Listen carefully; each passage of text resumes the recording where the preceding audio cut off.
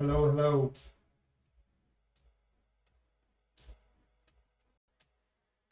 Hello, hello. Can you guys hear me? Testing. Testing. One, two, three. Can you guys please let me know if you can hear me all right in the YouTube chat?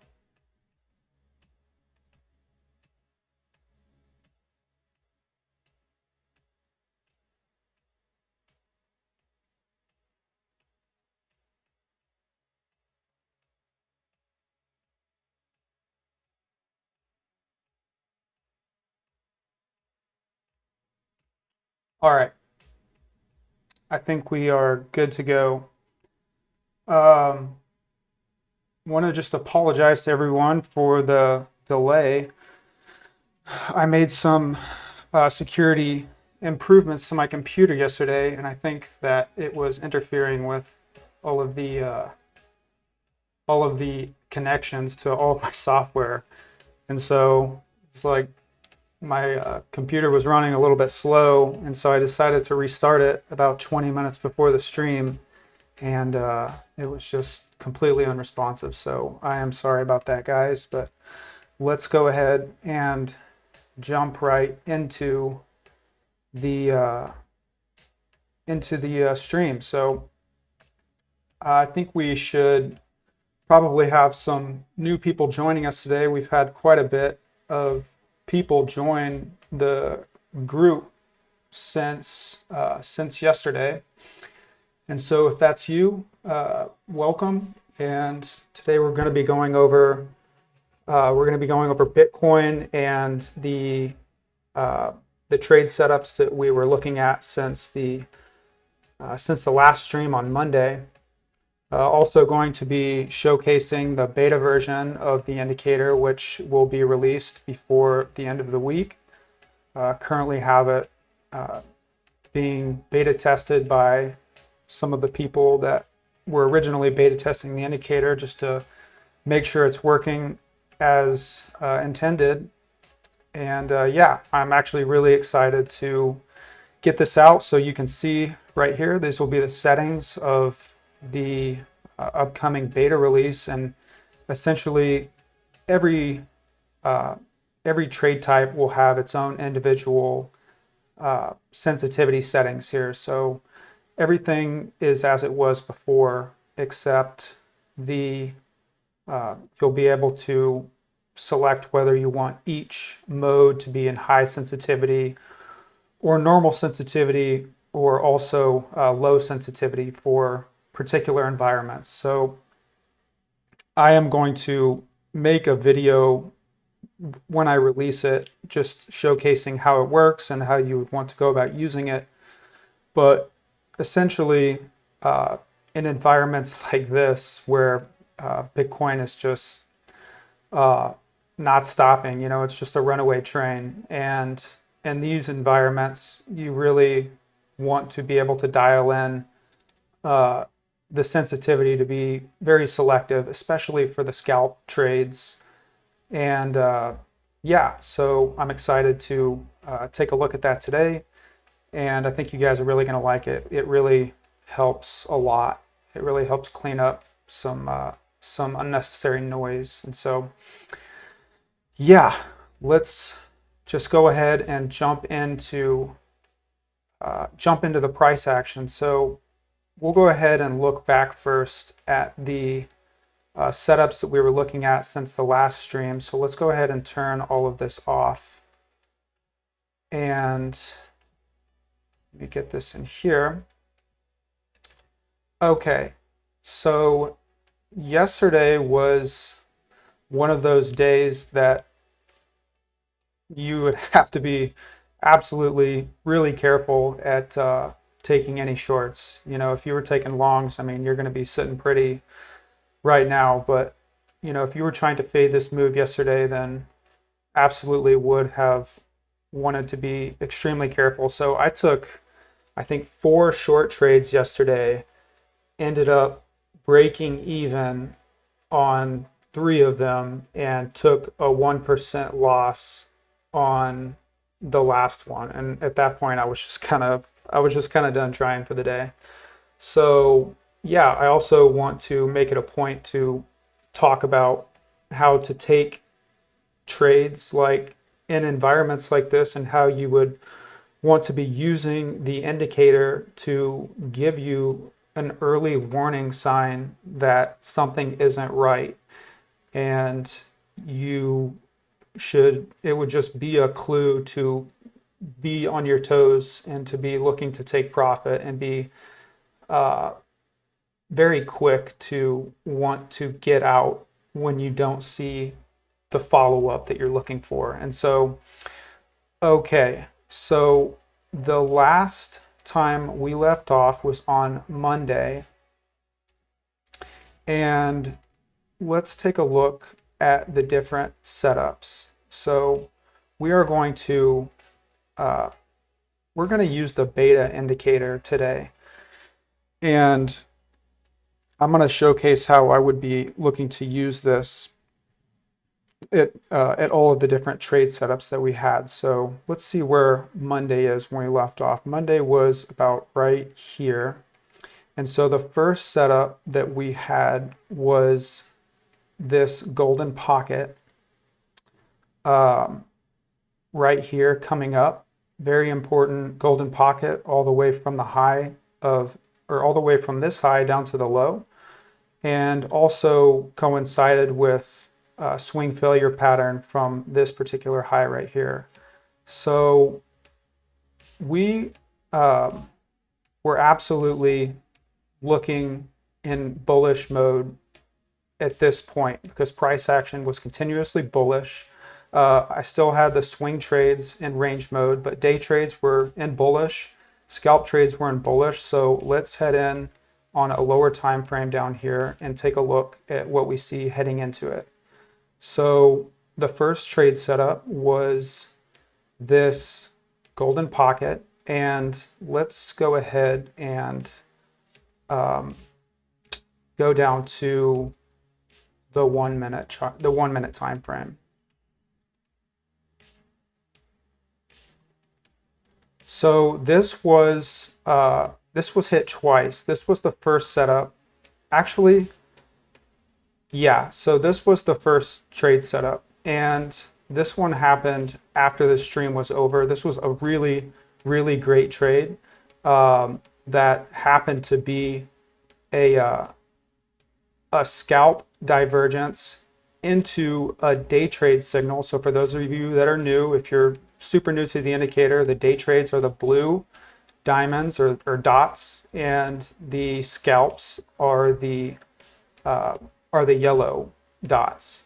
And coming up into it, what we saw was the signals getting thicker, which is typically, I really like to, here, let me actually turn the scalps off real quick so I can show the day trades, because it was multiple drives of divergence. And also going to be making a video on this about understanding what a state of divergence is. Interesting how maybe I duplicated all of my levels by mistake, but I've got two of them for some reason. But okay, so understanding what is a state of divergence. So as you are coming up to a level, you are using the previous signal as a reference point to measure the width. So a divergence is, again, I'll just put this out there for those that are new. A divergence is whenever you have a high with a thick signal, and then you come up and make a higher high with a thinner signal, okay? And you lose that high, and the signal confirms thinner. So as we were approaching this level, I was posting in my channel and saying, so I took this short, and as we're coming up into it, I'm reading a couple of things. So I'm aware that the day trades are printing a confirmation. Let me just turn this on. Actually, let me turn this on both. So I'm aware that the day trades are starting to print a confirmation. At this point, we don't know when we come into the level, you don't know that it's going to be a divergence. So you understand that you have the potential to turn into a divergence, okay? But you aren't going to know that when you're hitting the level. And so when you are hitting a level like that, it's important to be using all three trade types to be looking for multiple confirmations heading into levels. That is the ideal setup. It doesn't work like that every time, but that is absolutely the ideal way to take advantage of this indicator to your benefit. And so what we see coming into the level, into the 618, first of all, okay, let me back up. First of all, what we see heading into the level, let's take note of the thickness of the scalp signal, which is currently the background color right here. So we are using the previous scalp signal as a reference. Okay, we're looking in bullish mode, and we're using the previous signal as a reference of time. And so here we'll come back and just measure this. Okay. And as we are coming up into the level right here, you can see that we are starting to get to that point. Okay, it could potentially diverge coming into the SFP, but if we were to take this trade, I don't remember actually if I took this trade. I don't believe I did, but if you were to take this trade, you would be watching the scalp confirmations, and you would be looking for that scalp confirmation to release thinner than the previous confirmation, and that would be indicative of a divergence. But I saw we were heading up into it. It's starting to print really thick. It's not releasing. And so if you see that and you have your previous reference of time for the previous signal, by the time you are getting here, that the way I like to use it is I'm dipping out of these particular trades. So first one was this SFP, no reaction, no trade. The second one, we got the reaction, valid trade setup, but as you come down and see the confirmation bars not release and print thicker than the previous one, great time to be considering to want to get out of that particular trade, because historically speaking, the thicker bars mean continued upside. And so that is one of the main ways that I really like to avoid holding on to trades like this. And if I don't like what I'm seeing, I'll just cut it and then wait for another one where I see something that I do like. And so the next one was here into the golden pocket. We have already copied on the screen this box for the previous day trade signal, and we come up, we hit the level. We're aware that the previous scalp confirmation was thick, so this one has a very wide margin for divergence. So we have this right here. We come up, we hit the level, we see the reaction, we take the trade, and then we are using this as a reference. We want to see this scalp confirmation release thinner than the previous one, thereby confirming divergence. And so when you see that, that is the good indication, okay, this is one I want to hold on to. You know, absolutely still always recommend to take profit at the first possible support, which looks like it was right here where we came up, put in a high, found resistance, and then flipped it back into support. So nonetheless, these are the trades that I personally look to hold on to when you see thick and then thin into a level. And then we're also watching the day trades for further confirmation. So not only did I see the scalp divergence, but I also am understanding that we have the potential to diverge on the day trades. And so what do we get? We're holding on to the trade. We're holding on to the trade. We see the bars release. That's a good sign. And then what ends up happening immediately after that, like it's almost like it was a like a forewarning as soon as these bars released, right after we dump into a level down here. I did not catch a trade down here. Looks like it possibly could have been the SFP, but I just didn't have a setup on my chart down here. So, I mean, for me, that's just typically no trade. I like to see a level whenever I'm taking a trade, and you know, to each his own, but that's just how I particularly like to do things. So, okay. That was the first setup. So we avoided 2 setups, okay? We avoided 2, no reaction, get into this trade if you got it, early warning sign to get out, avoided a loss, caught the next one for the right move. Okay, so moving on from there. We had another state of divergence right here, which was really just an SFP of the high of into the golden pocket again. So we came up, put in a scalp signal. We're still in the correct mode. We're still in bullish mode. Bullish mode is working the best. Price action is bullish. We put in more states of divergence. So we have now a day trade divergence because we've got a higher high. We've got a day trade signal right here. We have no day trade signal.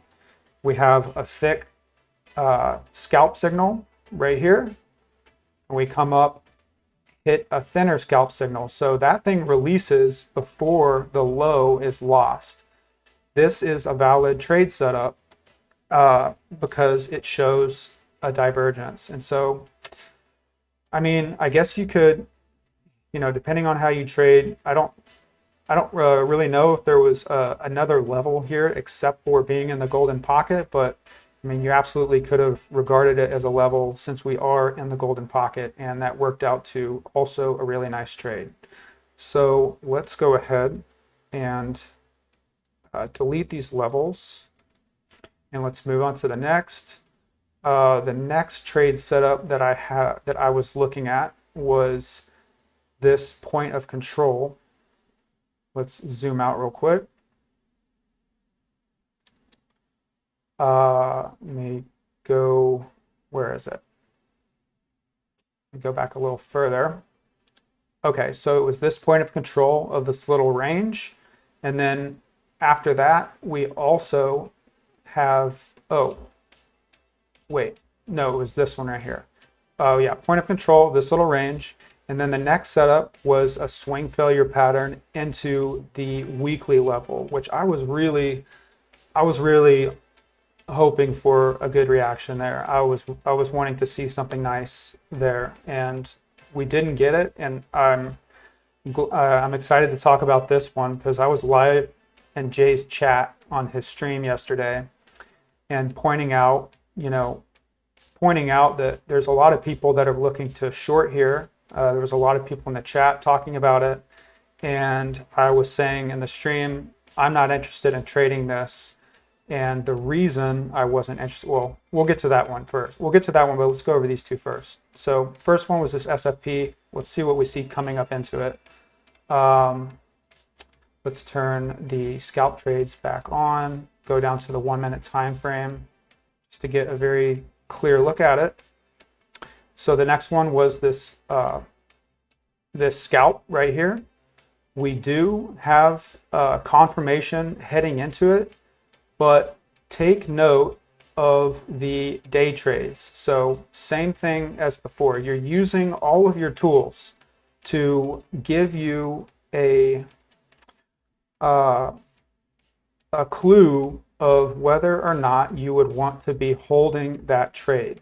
So, and if you're new, I would absolutely highly recommend using the indicator to go back and look at historical data and look at times when you see price hitting a level and you see it making a thicker bar than before. So let me just turn off the scalps and just show you what I mean.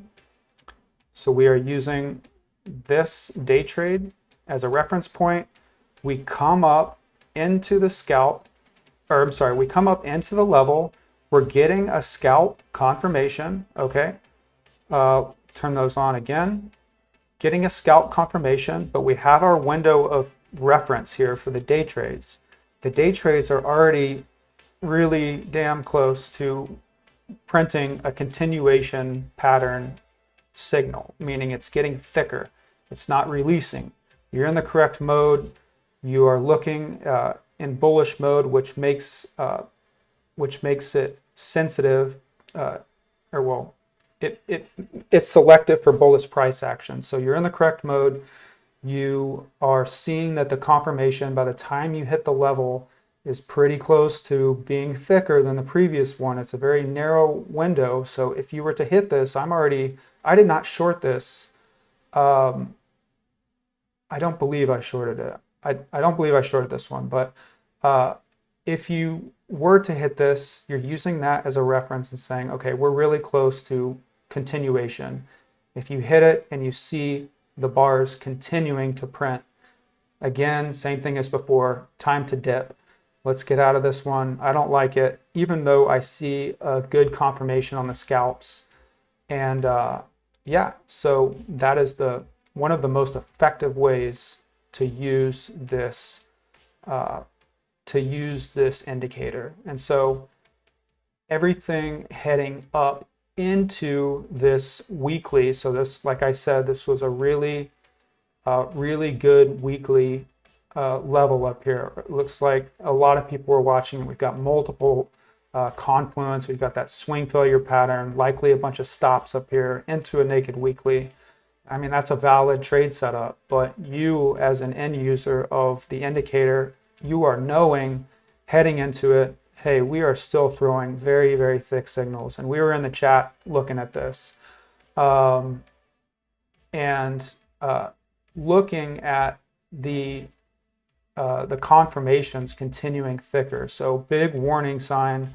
And I was saying in Jay's chat, I'm like, I'm not touching this until we get a divergence. So until we come up and get a divergence on the day trade is specifically what I was saying. So let's go ahead and so yeah, that would render, as far as I'm concerned, that would, I mean, you're welcome to take the trade, but I would just I would advise to exercise caution when you see this day trade not releasing. It's just holding on.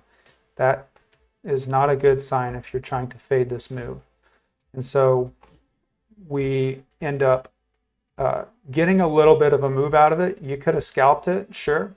And if that's your strategy, then, I mean, by all means, to each his own. But I just prefer to not mess with it when I see stuff like this. And this was, you know, in retrospect, this was just like an early warning sign. So I think we can, you know, I think we can all like take lessons away from yesterday. And I think looking back, this was something that I personally wish I would have been considering with more gravity. So also something to note is when we came up here, we started printing swing trades. So still in the correct mode for swing trades. We're still in ranging mode. Let me just zoom back out real quick and let's turn on the swing trades real quick and put them in ranging mode, or well, we'll use the old one. We're in ranging mode. We've got the, let's put on the background color. So we're coming up into our level. We're starting to print another swing trade. And we're going to come zoom back out whenever we get through going through all of our previous setups. But we don't know at that point that this thing's going to be so thick. I mean, look at what's happened previously. We, all the way from the top, range mode has absolutely been crushing Bitcoin, catching the lows, SFP, catching the highs, catching the lows with another state of divergence, catching the high, catching the low, missing the high, catching the low with strong swing divergence. And I've been saying since down here, Like, this is a very serious move. And now you guys see why I say that. Because, I said in the last stream, it's like a rubber band. When you see the thick, okay, notice the thickness coming down. Thin, thicker, very thick.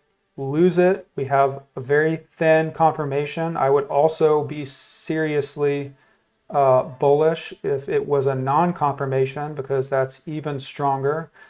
And yeah, it's a rubber band. Like, when you see that, you get into this trade. I got into the trade and I held on to that trade. I TP1 to a very minimal amount.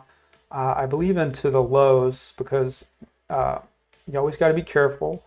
But I took most of my profit out of the trade as we were coming up into these levels. I think I took 25% initially here, and this was the weekly right here that we were just looking at, even though you can't see it. But I saw the signal, and I'm telling myself, like, okay, it's been thin signals before. Like, these aren't very thick. Thin signal. I was, looking for another thin signal here into that weekly. But yeah, so let's go back and take that into consideration. So I will admittedly say I was maybe a little bit overly eager to be hopping into trades, and I have stuff to learn as well. I've been using it for quite a bit, but I think it's always a process of learning and looking back and at your previous trades, and just analyzing like your emotions in that moment. And I admittedly was on this run up. I was looking for a move. I was looking to catch a high. I was not taking that much profit out. In fact, I don't think I actually got to any of my take profits of these shorts. I just simply trailed my stop, and I knew that I had a point where I was telling myself, if this is the move, then it's not going to come back above this lower high. And so I was like trailing my stop above the highs. And okay, let's get back into it. But we are seeing the swing trades print. The lesson was that we see this really thick day trade heading into it. That was the warning sign to be on your toes. And I was on my toes, but in retrospect, I wish I would have just not even tried to short this thing, because it was just super, super powerful. And so, okay, as we're coming up, the next trade setup, let me just turn this off.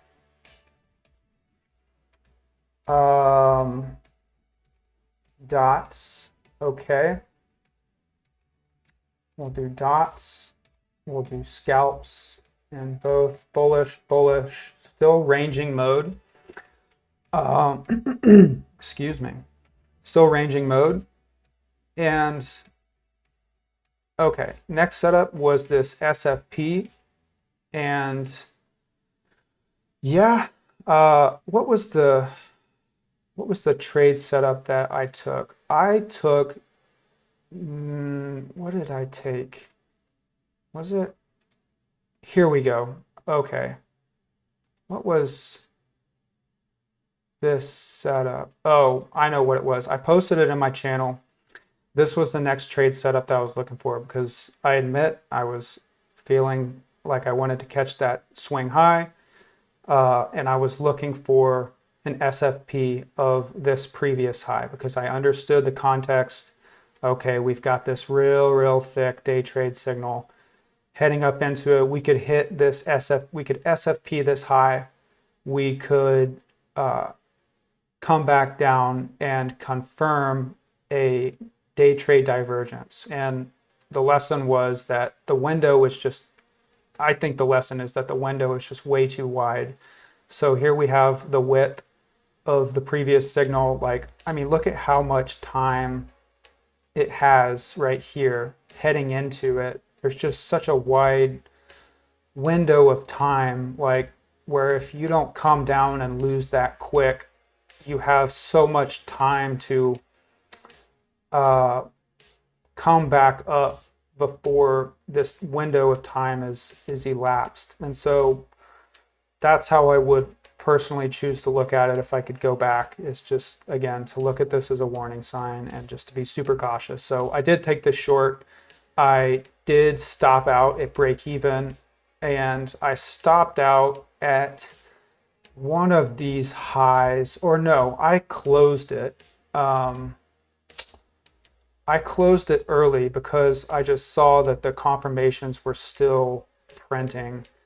Maybe I believe I closed it at one of these highs after we kept breaking bullish market structure. I was like, that wasn't what I was wanting to see. You know, I was wanting to see something like this previous day divergence that we just looked at. Where is it?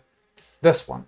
I was looking to see something like this. Okay, we come up, we SFP it, we put in a higher low, a lower high, and then don't reclaim that high. And so that's another thing that I'm always looking for is market structure.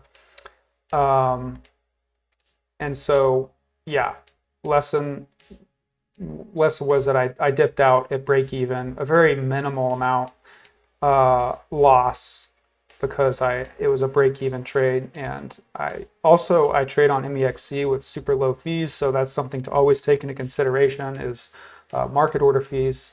And so, yeah, break even trade. On to the next one, which was this SFP right here. Same thing. I took this one as well. I posted it in my channel. Here were the setups I posted. I said I would take these with divergence, and yeah, I took it. Same thing as before. I stopped out.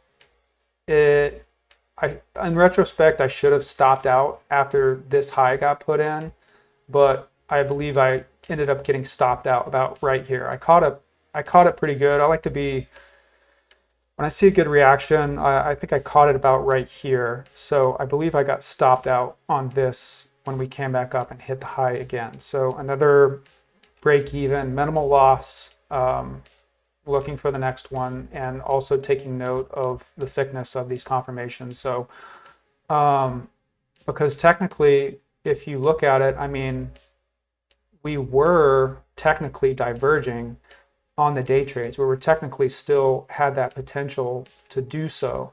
And so that was what was, you know, it's like I saw, I'm going to turn this off real quick. So here's the day trades.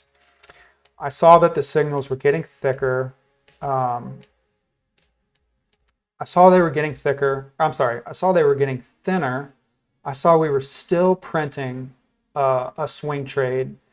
And at this point, you know, we've got multiple drives of divergence, super thick, thinner, no confirmation. I'm like, oh, come on, this has got to be the one, man. It's got to be it. And so, yeah, took that trade, stopped out. But I want to pause and just take note that the swing trades are many times a zone. And, you know, the swing trades can be printing, you know, let's say this was the top right here, okay?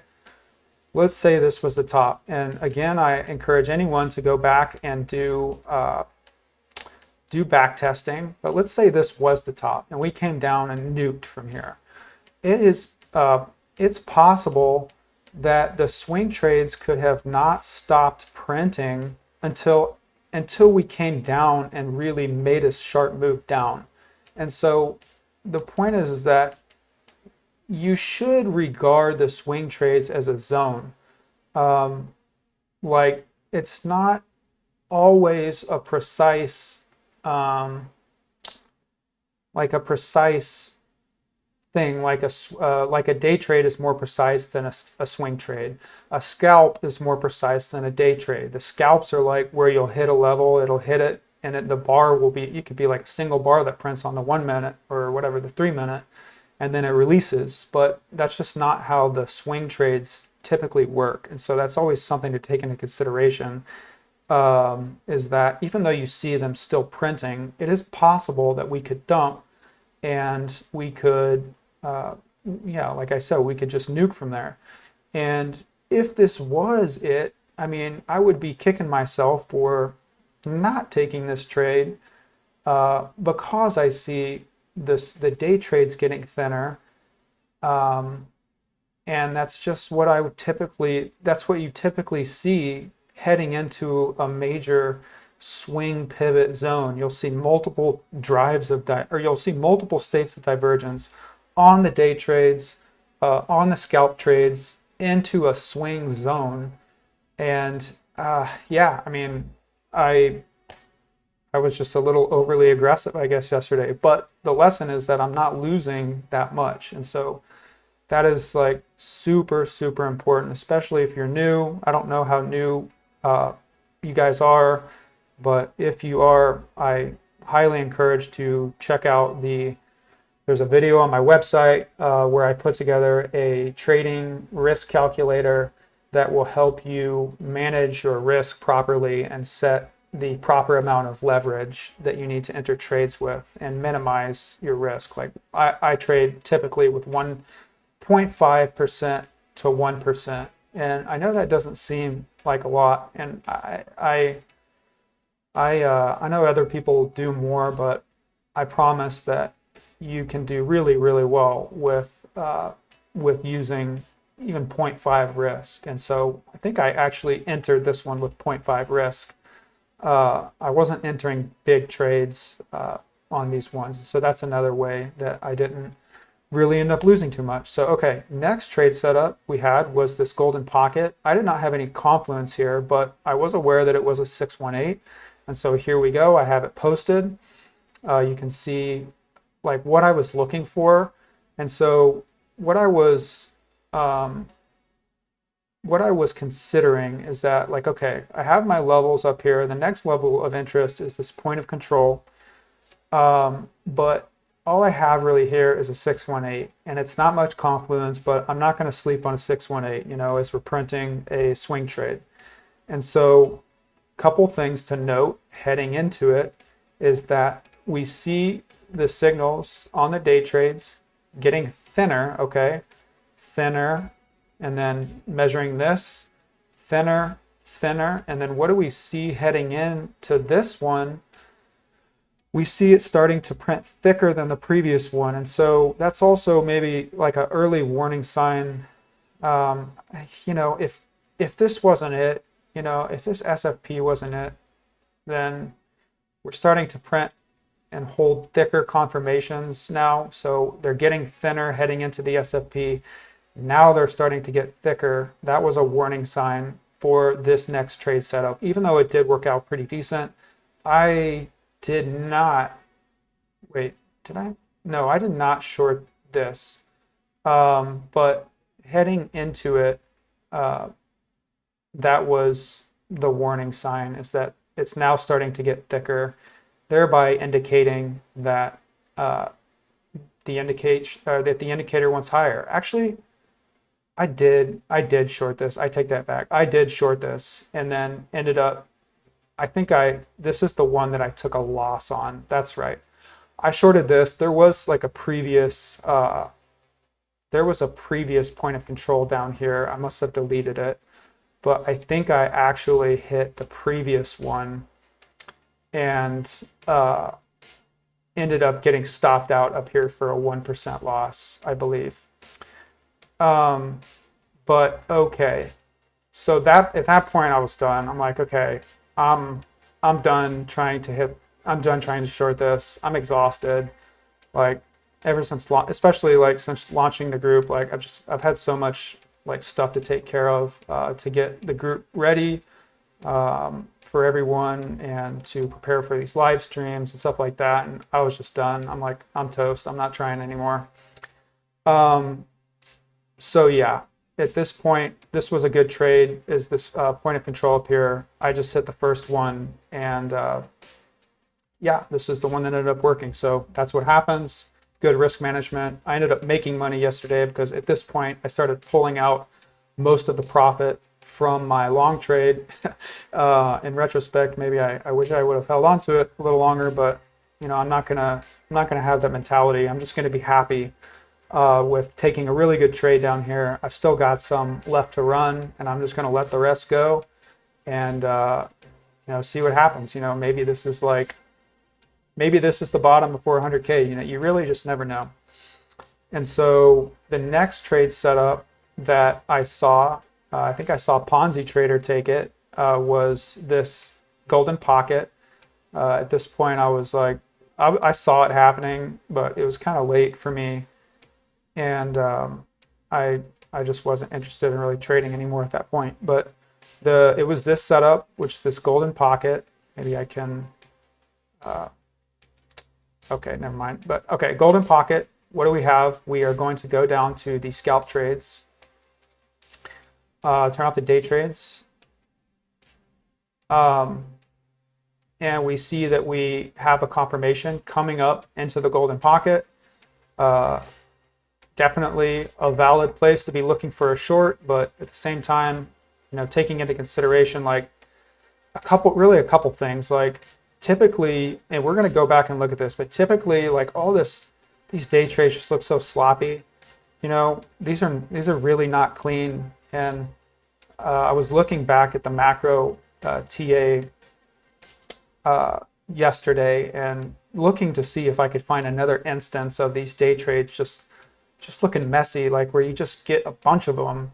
And I couldn't really find a good example of that. And so we'll take a look at that here in a little bit, but I think that was also another warning sign. It's just all of these signals, like it's just, they're not working, and at this point, not even maybe, at this point, it was best to just sit on the sidelines. And if you were shorting still, like to really just be ultra scalping.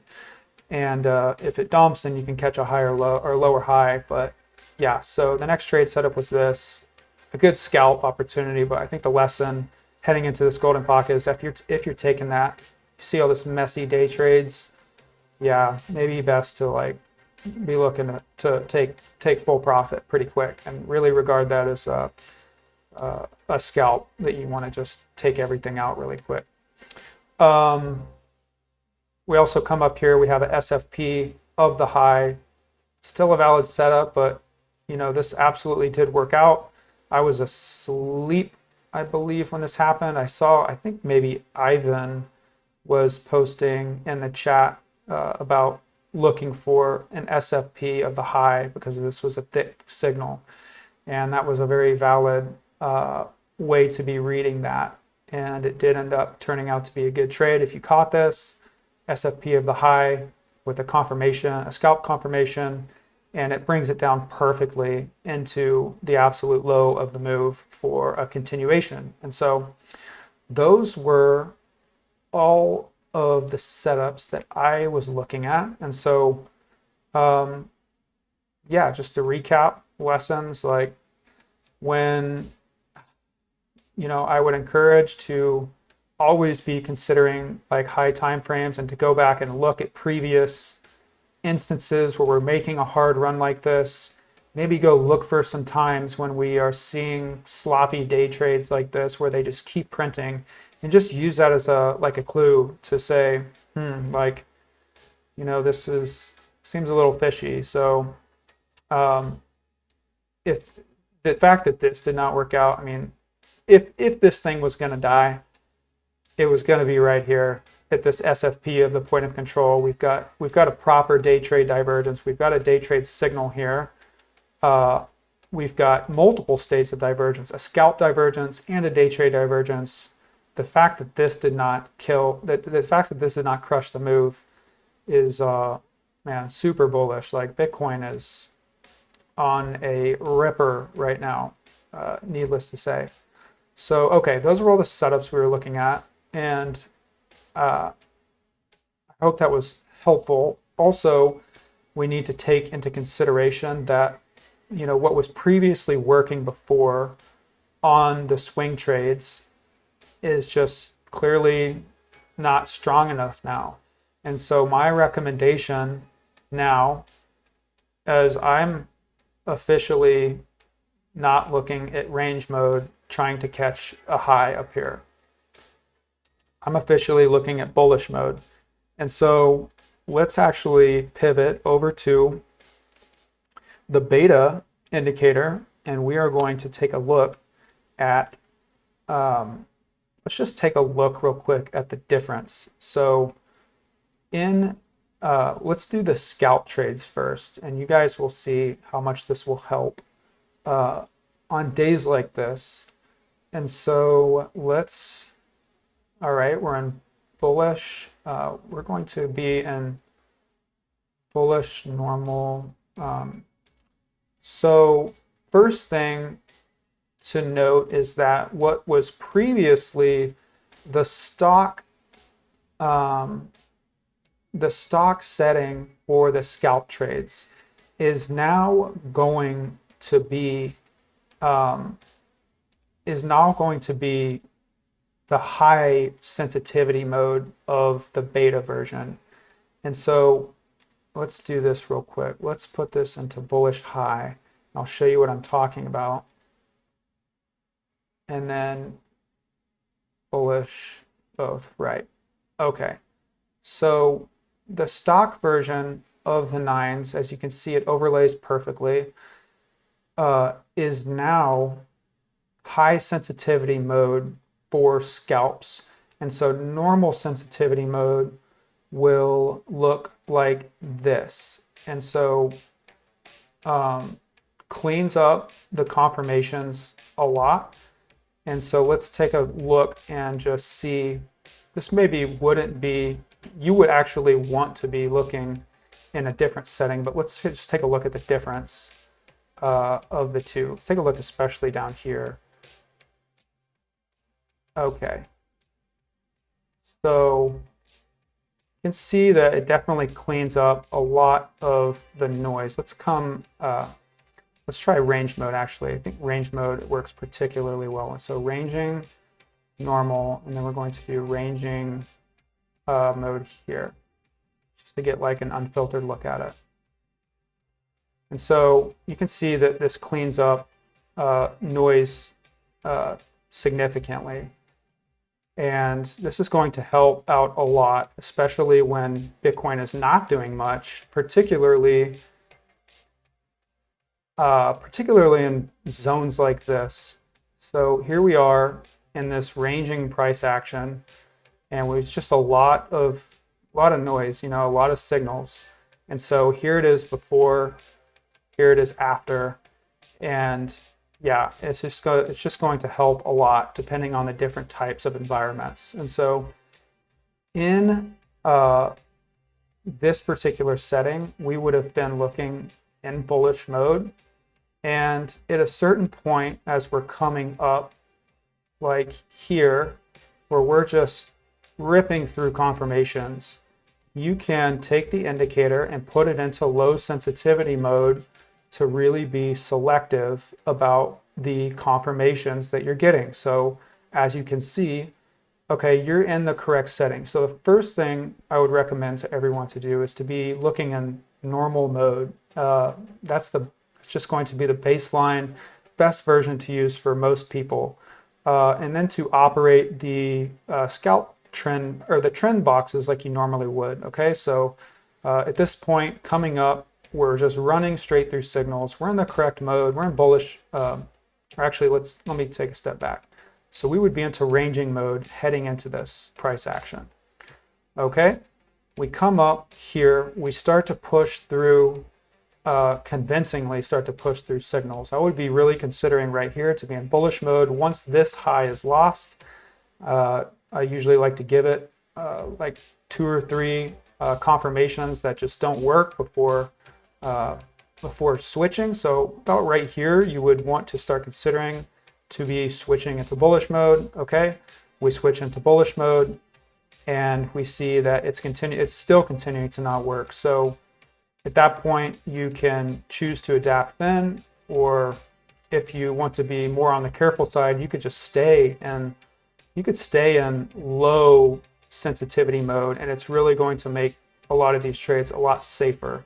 Like it's going to give you the safer opportunities to be looking at. So yeah, this is what we're seeing on the way up. Like in low sensitivity mode, we still haven't gotten another high up here. So at this point, I would be looking in low sensitivity scalp mode, maybe switching back and forth between normal. But I mean, you can just see that even normal mode is not it's just not effectively working. So this would be a great example where using low sensitivity mode for trying to catch some of these highs would have been your best bet. And then trying to catch some of the continuation moves, you can put it back into high sensitivity mode. And you see that in high sensitivity mode, we did catch continuation long down here. Even furthermore, and on days like this, you could also be using X-ray mode to look for continuation longs. So when you are in days like this and you see X-ray mode, you see these X-ray mode longs holding price up. So I use X-ray mode as just like a trend, look at the trend. You know, I don't trade using X-ray mode, but it's like a very highly sensitive version of the scalps that will tell you on days like this. And actually, this is another thing that I was not considering this, and I didn't notice this until after the move yesterday. But looking back, again, let's take a lesson away from it. And another lesson to take away is that these X-ray longs are holding price up. Shorts are getting absolutely wrecked. Absolutely wrecked. Why would, the trend is your friend, right? So boom, opportunity to get in. Like, even if you're not trading it, because yeah, it is a very sensitive mode. But I mean, I don't know what the setup was here, but when you see this X-ray longs holding up price and the shorts getting wrecked, I mean, that's the trend is up. You could see continually, boom, holding price, boom, holding price, boom, holding price. And so a good indication of when the trend is going to be over is you would be looking in X-ray mode, and you would want to see, let's find a good trend that dies. Here we go. Okay, great example here. So this was like a little bit of a continued move down where the scalp stopped, or the X-ray longs stopped working. We did come down into a divergence, so thick, thin. But if this ended up getting lost, I would be for sure saying, okay, this is not working. So this was like an early warning sign, wanting to see this hold. Okay, lost it. Maybe I don't like it. I don't like it so much anymore, but ended up holding. But nonetheless, what I'm saying is that what you want to see at the end of a trend is you want to see longs getting wrecked. And so early warning sign, right? Let's take this. Early warning sign right here, potential end of the trend. This was a potential end of the trend warning sign, and also taking into consideration what level we hit, taking into consideration any divergence we have on the normal signals. But yeah, so that is how I prefer to use the X-ray mode, and that is what I'm personally looking for today. Is I'm looking for something like this, for the longs to start getting wrecked. And that will be, if you get into a trade before that, that would be something really great to see, to give you that warm and fuzzy feeling that you should also be looking to hold on to that trade. And so that was also a warning sign here. Okay, a clue. Okay, remember I was talking about, I saw Ponzi took this golden pocket, valid trade setup, but a lesson to take away from it. Hey, these X-ray longs are holding up. The shorts are still getting wrecked. That is a bad sign. Still holding, still holding. So I hope you guys understand like how that works. And okay, before we go on to the macro analysis and really take a look at Bitcoin from a top-down perspective, do we have any questions? Let's see. Cedric, what's up, bro? Thank you for the next upgrade. You're very welcome. Squeaky, shout out to Squeaky. Elena Newt, what's up, everyone?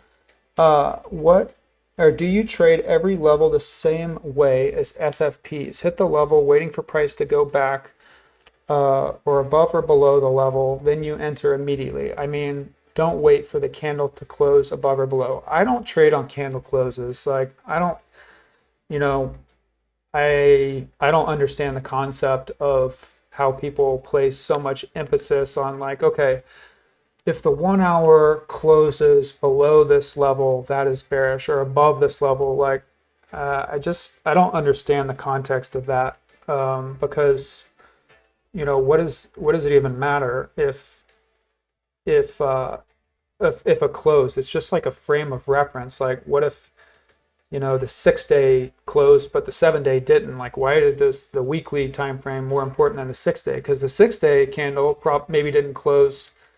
Oh, maybe didn't close below level, or maybe the 5-hour did and the 4-hour didn't, or the 8-hour did. Like, you see what I'm saying? Like, I've never really understood the context of using candle closes, but I will say that I have in the past used 1-minute candle closes for SFPs, and I do think that it's actually, I think there's some wisdom in that, and so, you know, I can't really knock it too much because I've done it before in the past, but at the same time, it has kind of confused me. Like, to answer your question, I personally, I prefer to be, especially now that I'm trading on MEXC with really low fees, I personally like to be aggressive at a level, and I look to see confluence. I look for the indicator to give me confluence and context, and I like to be more on the aggressive side and hit it based off that initial reaction. And then I am just hovering over the close button. I'm hovering over market close, you know, with a mental stop. You know, I have a point where I'm looking at and I'm telling myself, okay, if we come up to here, I'm dumping it. And this is, again, going back to trading on MEXC, like a double market fee on MEXC is basically what one limit order was on Bybit. And so, you know, I'm personally taking advantage of that. And so that's how I am trading right now. But yeah, a safer way to go about it you could be waiting for a close, but it just depends on the level.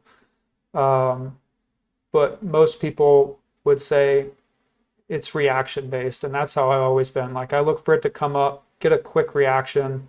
Like, you can see multiple quick reactions here, and let's just highlight them. So, I mean, you could see we hit a level and we come down quick. You could see it right here. Okay, hit a level, come down quick. Hit a level, come down quick. I don't know if these were levels just off the top of my head, but you see what I'm saying? Like, hit a level, come down quick, all the way up. And so I think the reaction is super important. Gosh, this is just crazy. Oh my goodness, we're at the weekly. Okay, so what do I see? I see, hold on. I see that, I mean, I don't like it. Like, you know, if we're going back and looking at our previous lessons, like, just to go to current price action, yeah, I don't like it, man. This is, I'm not shorting right now because I'm streaming, but I wouldn't be, I don't know, maybe I should be careful about saying I would or wouldn't do something, because I'm not always right, you know.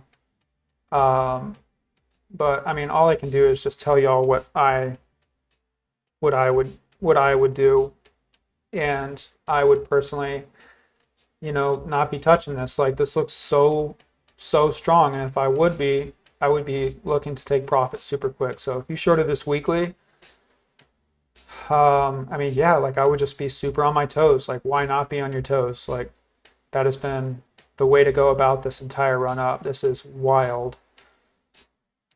Like, I'm actually starting to consider maybe this is the move to 100K. You know, maybe Carl B was right, and we're finally headed there. And actually, I have an interesting. Okay, there is something I want. We are going to go over some super macro TA, and I'm going to show you guys what a bull run looks like with the indicator. And not gonna lie, it starts out like this. Okay. Now, I don't want to get everyone overly hyped, but as far as the indicator is concerned, when you begin a bull run, like the nonstop up, it's this, like it's swing signals just becoming almost useless. And that's another thing that's really going to help in this update is now with the sensitivity mode and swings. It will really really clean these up. But yeah, see, look, there you go. What did I say? I said if you hit this, I wouldn't hit that weekly. Okay, this is some live action for you. I don't know if you guys can see the dots. Wow, oh my goodness, unbelievable, man,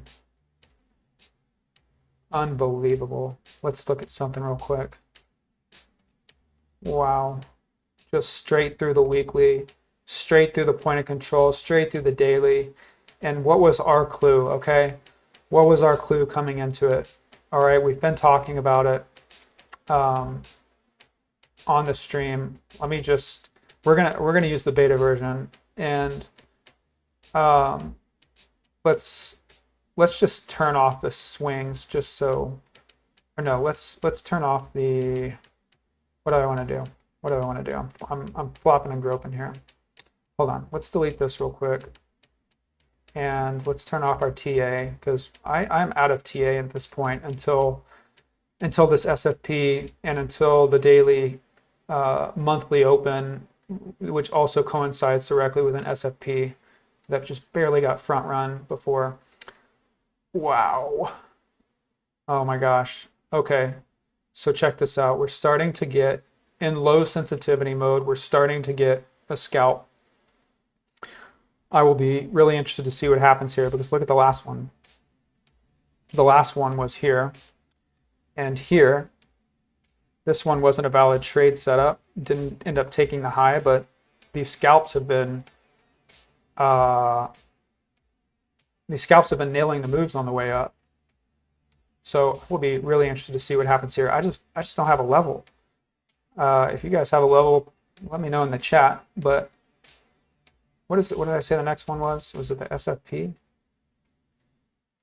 Maybe we could just keep that on our chart. It was the SFP that I had. Oh my goodness. It isn't stopping. Wow. Oh my gosh. Sorry, that was probably loud. This is wild though. Okay, let's go back to our lesson. Okay, we'll keep an eye on that. We'll keep an eye on this, but if we come up and if we still come up and hit it, like, I mean, if you're hitting this, I would be scalping it. Like, there's no reason to not scalp that. Unbelievable. Okay, sorry, I digress. But I'm glad this is happening, because this is good live, in the moment psychology of going into it using the indicator. So let's put on both mode, and let's look at the day trades. So, I mean, yeah, our indication to not touch this move. I mean, I think you should not be wanting to really touch it at all, personally. But the just further indication is that we've got these thickening signals, okay, coming into the moves. And what was the last one? It was the weekly. Yeah, so we're coming up into the weekly. We're printing a thicker day trade bar. In low sensitivity scalp mode, we're not getting another scalp. I would not be interested in touching that. So yeah, let's go ahead and zoom out again, and we are going to do some macro analysis. first of all, in Egg Fink, again, I'm not sure if I'm pronouncing your name correctly, in Egg Fink Gued, what's the next level I'm looking at? Check this out. The next level I'm looking at is this SFP up here, but it looks like maybe there was something here. Was there another SFP? Oh man, I think maybe there was.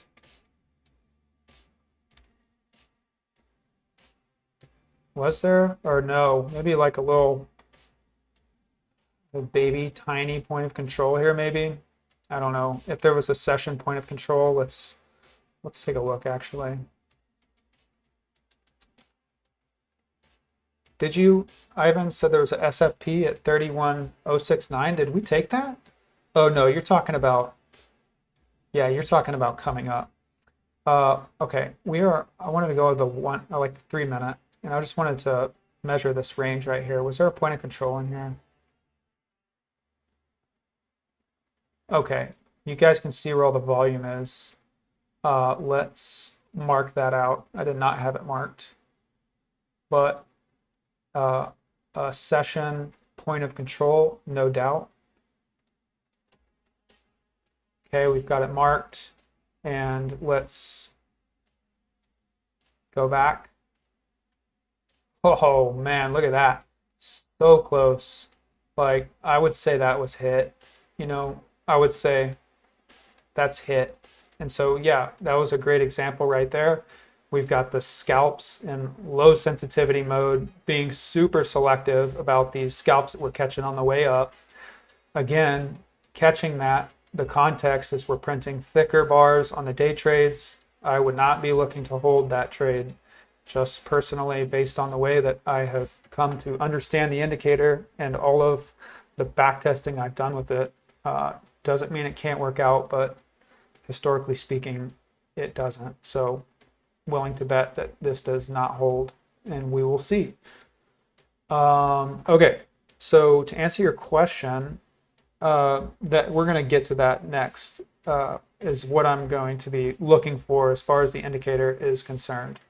So you guys don't have beta, so we're going to do this on the regular version because I understand that y'all are trading today and it hasn't been released yet, although I am planning on releasing it on either tomorrow or Friday. I'm just waiting for some feedback from some guys. So let's go to the macro and take a look. Okay, we have been in range mode, and we are going to go to the 1 hour time frame, and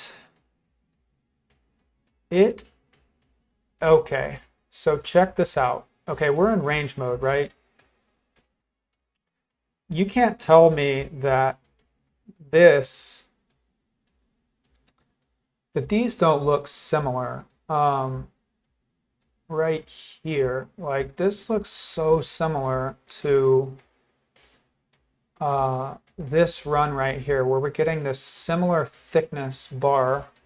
Okay, came up into some level, I don't remember what it was, but yeah, ended up turning into a good move. So I mean, that being said, this SFP is absolutely a possibility. So because it's coming up, I would say, seeing what has happened here, okay, it is absolutely possible to get a move back down. But let's go back to our fundamentals, and the fundamentals are that the bars are getting thicker as they were here. Okay, so here we go. We've got pretty close, pretty dang close actually. You would have wanted to see this be thinner for sure, for this to be a divergence. So it's not diverging, okay? So we have a thick bar, we come up, put in the same thickness bar, and could have gone either way, but I would have absolutely been leaning more to the upside, because I would have wanted to see was like a clean divergence here with a really thin signal, or even better, like a non-signal, to have the bias if I did catch this to have a bias to bring it back down, but we didn't see that. And so that's context here. Further context, we'll keep coming back because this is important. Further context, we have even thicker bars, okay? We don't get that thin confirmation until we start getting up here. And so I would be saying that the move isn't done. Even if we come up and take that SFP, it's possible, okay? Don't get me wrong, but if we did, and we're still printing that thick bar, I would absolutely be wanting to see on the day trades a very clean divergence, and I would prefer maybe to come down, build some liquidity above it, and then sweep it. And again, I mean, I could be wrong, but I would just be really cautious. I would like to take the SFP. I'm not going to while I'm streaming, but let's see what the day trades look like. So we're aware that it's possible. So here's the lesson, and here's the whole thing. It is possible to come up here and get a retracement, but I absolutely would be looking for whatever high we put in to get run back out. Did we just hit that? Oh, I guess I deleted already. I think we actually just came back up and hit that point of control that we front ran a little bit. That's interesting. But okay, so to answer your question, what I would be looking for is ideally, I would be super careful about if it just came straight up. I mean, if it came straight up from here, your first take profit would be this high. And yeah, I would be looking to take profit super quick, but I would want to be seeing divergence. If you took it, you would be, ideally we would come down from here. If we kept printing this, I mean, what we just said it like about the weekly that we just blasted straight through. And the reason was that the bar is printing thicker, and that worked out to our advantage. So if we just keep coming straight up from here, I would be cautious. But an ideal scenario would be to build like a little bit of a range here. Okay, build some liquidity above these highs. Who knows, maybe even come down a little bit, and then, so we have, say this releases, the day trade bar releases, to come up and to get a really proper SFP and have a very strict stop loss above that high, because if we come up and get a proper release of all that liquidity, it is going to be in a state of divergence with the day trades, and preferably with the scalp trades as well, but you would want to see that thing release super quick.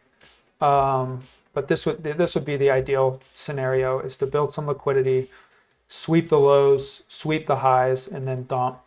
But even still, because of this swing trade, I would be leaning for more upside, and I would not personally be looking to hold most of that for a continued move.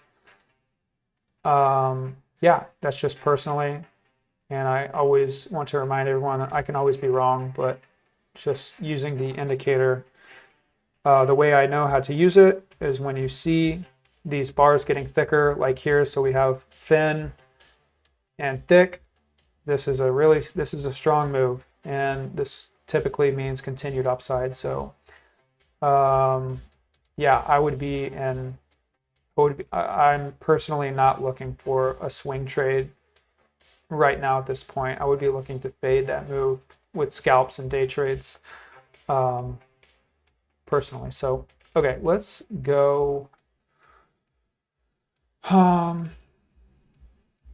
Let's do some macro analysis. So we are here in range mode. Let's actually go out even further.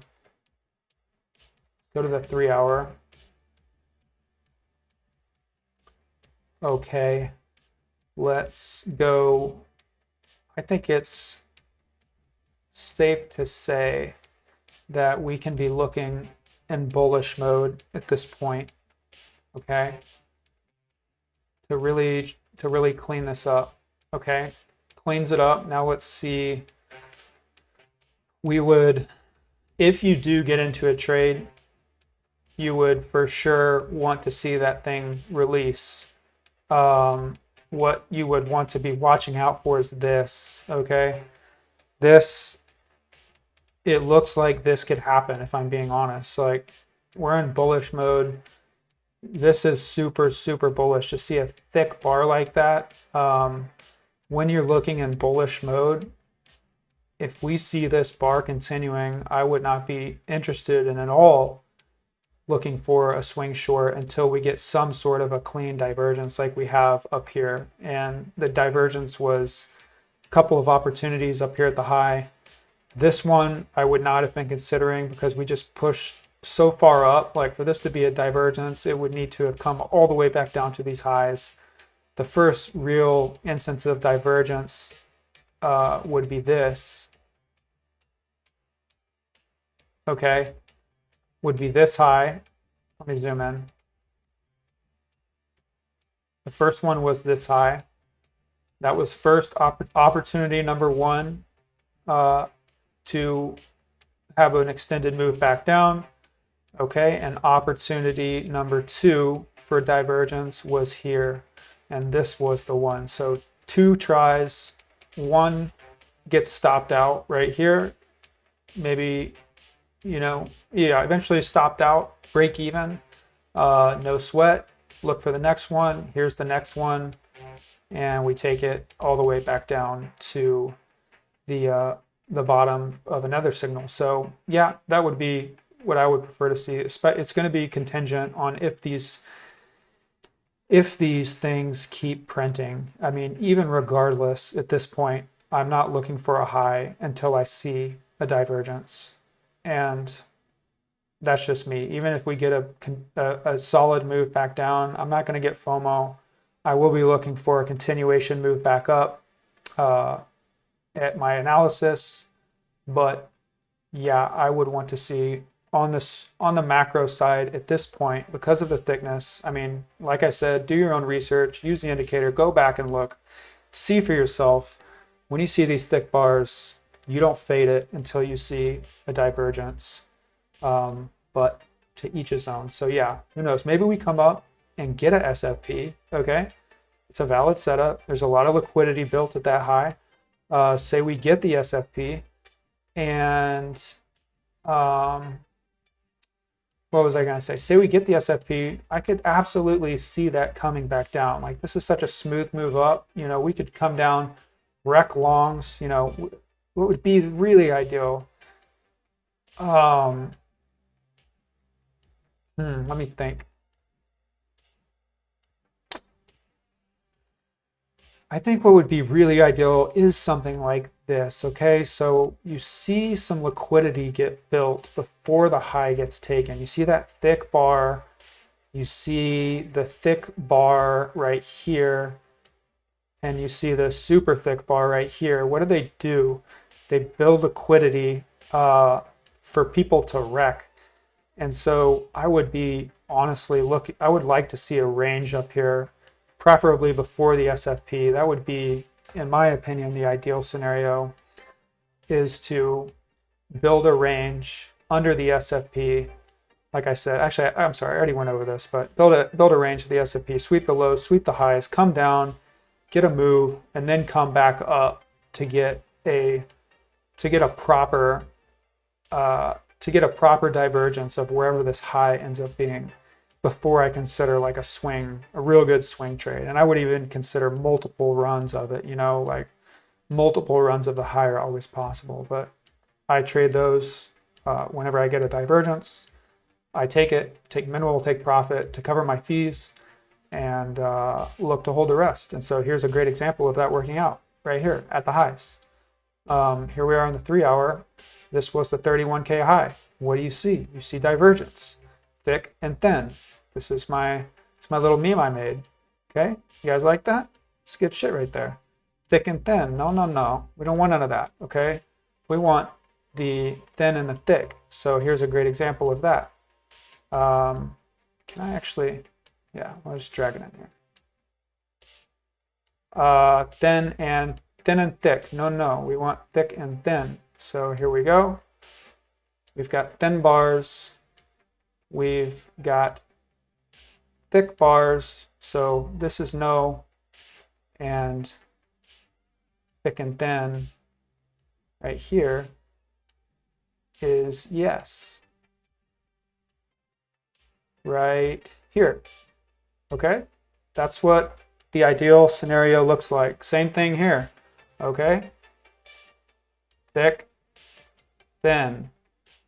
Where else do we have? This one didn't work out. So this is a great example of where you just come down, get a single confirmation, and end up hitting the golden pocket right down here before a run up. So not to say that I personally do prefer to look for trades in the zones. Okay, I'm looking for day trade divergence. I'm getting aggressive. I see the swing trade. What if it's this? You know, what if it ends up working out like this? I want to be in that move if it does. And so I'm using my other and my lower day trades and swing trades to get in. So same thing right here. We've got thick and we've got thin. Same thing right here. It's maybe hard to see. We've got thick and we've got thin, and these are the tops of the moves. So, okay, that's what I want to see on the macro time frame before considering a move back down. And we've got up here, if we're going to get a move down, say we get a move down here, our next potential divergence would be at this high. If this day trade releases, first of all, I should say. The next one we've got, let's see.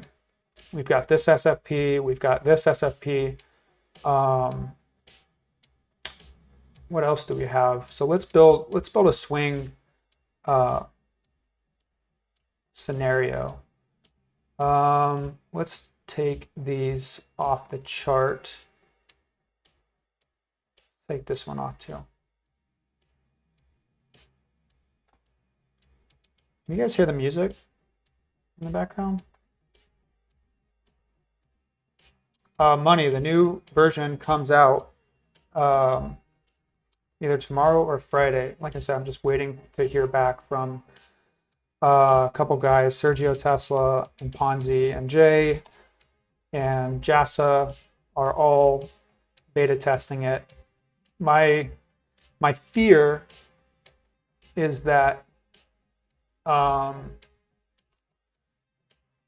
it would just be too much like information for most people. And I'm curious to hear you guys' thoughts on that. Like, do you guys think this is just too many options? Because technically, if you think about it, you have like 9 options between, 3 times 3, bullish, ranging, bearish, high, normal, low. You really have 9 options to be in as opposed to 3. And so I'm worried about tripling the options and making it to where people like get confused about like what's the best one to be in. But I am going to come out with a video showcasing how the best way to use it. But yeah, that's something that I'm absolutely been considering. So that's what I want their opinions on is that. But okay, so we have the SFPs, all right? What else do we have up here? No volume. Wow, really? No volume? Wow. Yeah, look at this smooth move, man. That is wild. Zoom out a little further.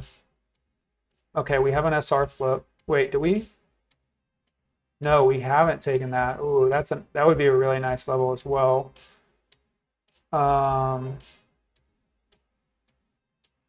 Okay, this SR flip right here is what I'm looking at. And delete this now. We have a daily. Okay, that's right. We have that daily at this SFP. I remember front running that. I was I remember that. Was this the FTX debacle or was it here? No, it was here. Yeah, I remember that. Kind of crazy that the FTX thing was the one that pushed us down into the final low. But yeah, so this is also something to be cautious about is if we get through this SFP and this SR flip, is there's just like hardly any market structure here. Like there's hardly any volume. There's, as far as I'm concerned, there's no volume. I know people on ExoChart that use ExoCharts have like, daily points of control and stuff like that. And I mean, it's just like what volume, that's how I look at it. Like how many traders are really going to be here looking to dump their positions, with barely any liquidity built.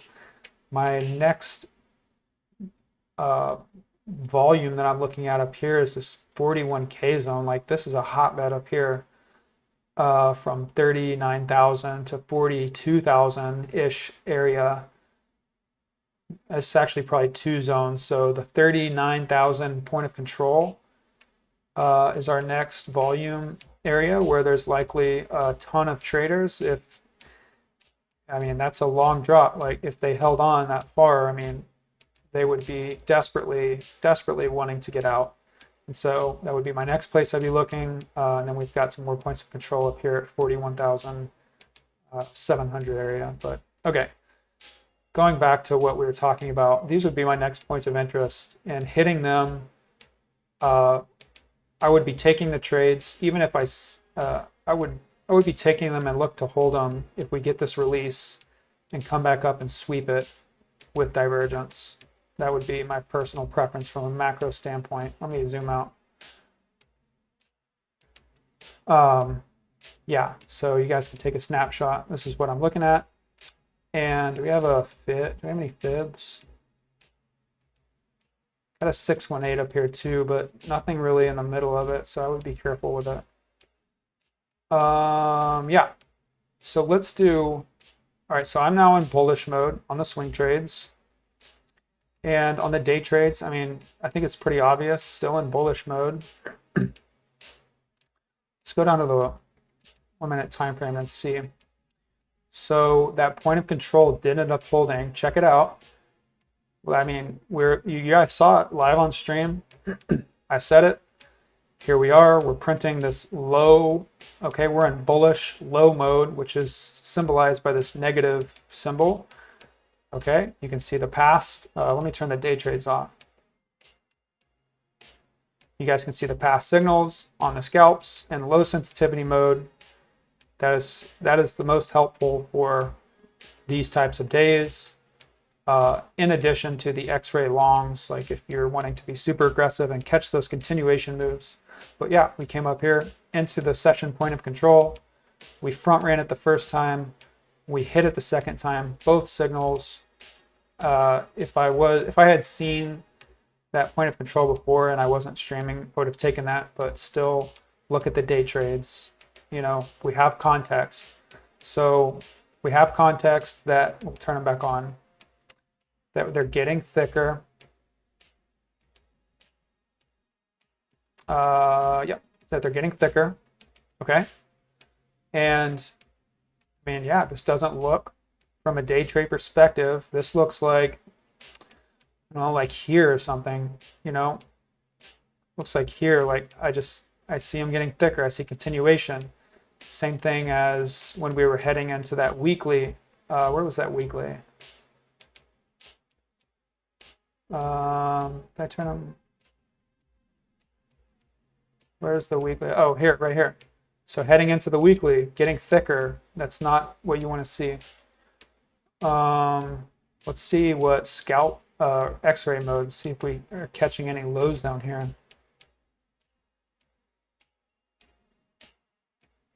And so this is another way to use like high sensitivity. So you can be messing around back and forth between the sensitivity. So here we are in, we'll turn off X-ray, but here we are in high sensitivity mode. And this is the previous setting, which you guys are looking at for the scalp trades. And so this would what you would be wanting to look at for continuation. So same thing down here, we caught a continuation long. That's possible to get into a long trade if you're looking to continue the move, but I don't know what the levels are down here since price has changed since we started, but that would be a possibility to come down and get another continuation. And then I would also be looking at X-ray mode for continuation longs in that as well, and just using that to build your bias. But I would be looking for this high to get taken. I don't know at what point, but everything is just saying that it wants to be retaken. So, but yeah, we are in bullish mode on everything. Building context coming up into the SFP. What you would want to see is you would, first of all, we would want this to release, which it looks like it has. And we, hold on. Oh, that's what X-ray mode is on.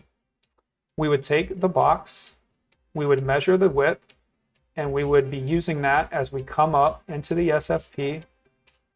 Okay, so let's say we come up into it. Let's say we release and hold the release.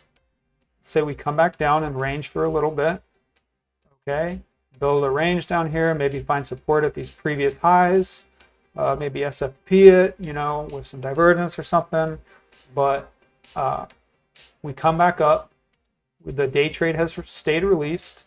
If we come back up and hit it, if we are now printing another day trade signal, we would have this box at the beginning of when the day trade starts printing and using it as a reference point for if we see it still printing, we would want to be looking to consider not holding on to that move. We would just want to see a quick release on it coming up in there. And so same thing on the scalp trades coming up.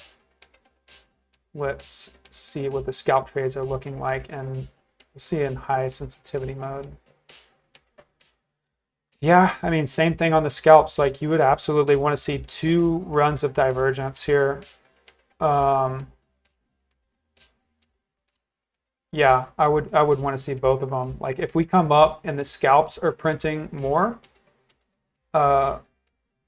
confirmations, I would not be very interested in holding on to it. I would be super cautious with it. I would want to see it come up and hit really quick, maybe flash a signal into it and release and lose this high really quick. So that's just personal preference, but we'll see what happens.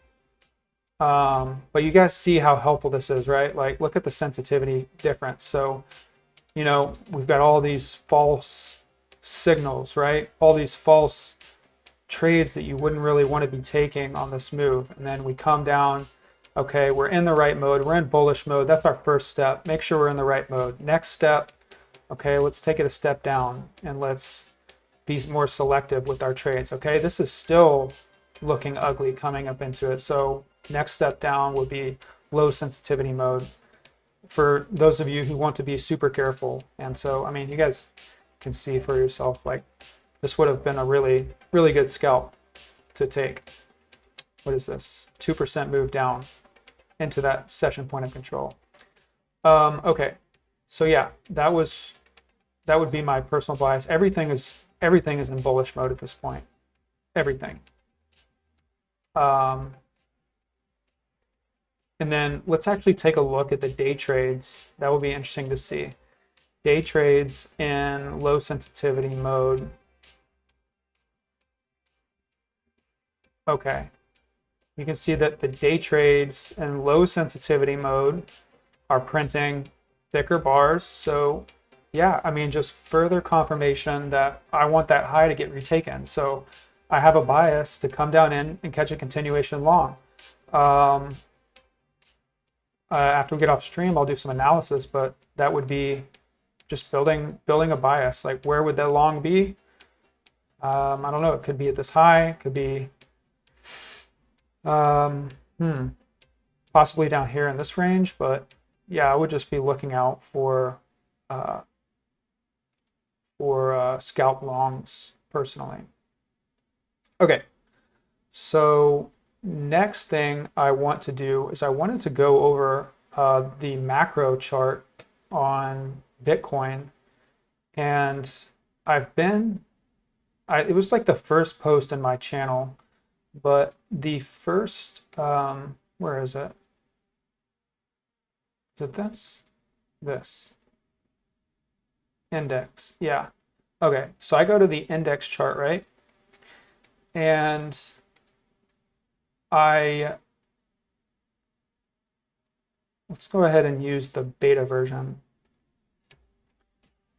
Let's check out the swing trades. Let's do background color mode. And we are going to be looking in bullish mode. And I wanted to take note of just different things that have happened in the past. Like, I wanted to take note specifically. I was considering that this looked similar, first of all, to the price action.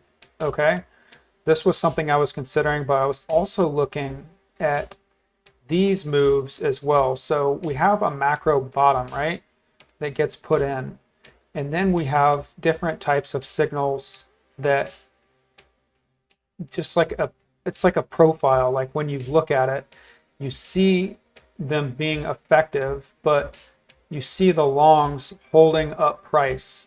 And so that was what I've been looking for as like a clue here to say, okay, if this is like a really, really super bullish move leading into a bull run, then in past, using the indicator, what has happened. And so there's one instance. Let's go back and let's look for other instances of when price, here we go. Wait, yeah, here, I already had this drawn out. Okay, so in the past, when price has come down to a significant low, and I don't really know if these are the right names for these types of moves, but I've labeled them as distribution, accumulation, and expansion. Okay, the people who are in the know, I guess the market makers or whoever really moves the market, the smart money acquiring down here before the move, boom, the expansion move, all the pencil necks long it, they get euphoric, they don't take profit, and then we get to a place where we hit a high, and then we distribute the profits and sell it right back to them. We sell it back to all the pencil necks on the way down and hit another low. Okay, the people who are in the know are accumulating before the expansion. The pencil necks are buying on the way up of Elon tweets, and then we hit a high and redistribute it back to the pencil necks. Okay,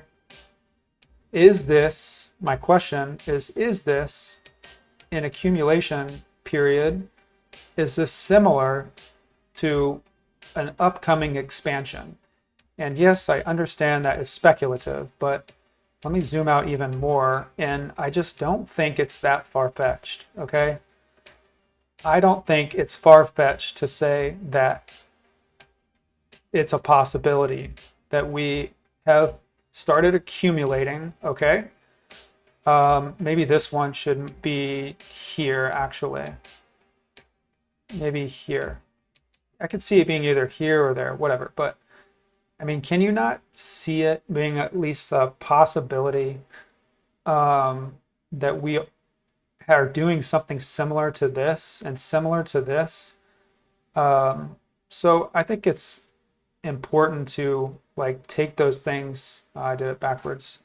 I think it's important to take those things into consideration. And so I like to use the indicator to go back and to look at what has happened in these particular areas and compare them to what we're currently seeing right now. And in my opinion, it looks very similar. It doesn't look like this anymore, okay? The shift is absolutely, or the trend has absolutely shifted. Could it be like something like this where we run up into a lower high before coming back down and wrecking everyone. I mean, that's possible, but also take note that this was a much smaller window of time, this accumulation, but these longer accumulations, same thing down here, are just like, they're buildups before an expansion. And I mean, we've got a lot of stuff that's being talked about right now. You know, we've got the BlackRock ETF that's coming out, and I mean, everybody has just been scared shitless down all the way into here, all the way up to the FTX dump where we completely wrecked everybody. And I mean, yeah, I could just see it happening. So all that being said, I like to go back to these areas and take a look at it. So we are going to delete this, and let's just you guys can take a look for yourself and see what I'm talking about.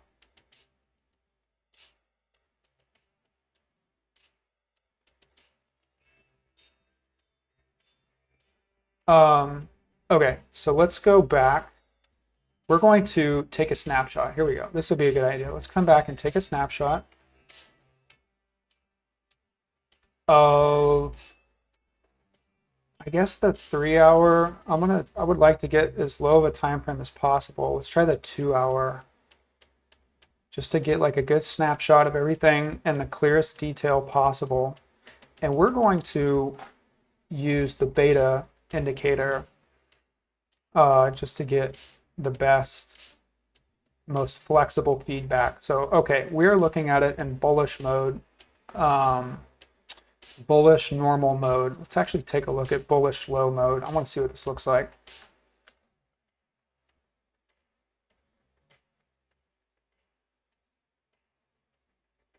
Okay.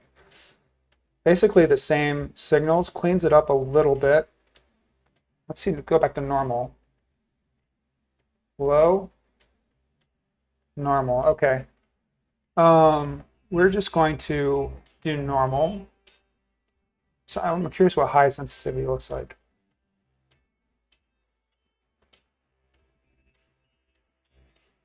Ooh, look at that. Ooh, wow. See, dang. Wow, high sensitivity, bullish mode. Ooh, I'm gonna take a snapshot of this for sure. This is super clean right here. High sensitivity, bullish mode is money. Wow. Okay. I digress. Let's snapshot it. Okay. That is oh, here, let me do it again, but I just want to label it so I know which one. Bullish plus.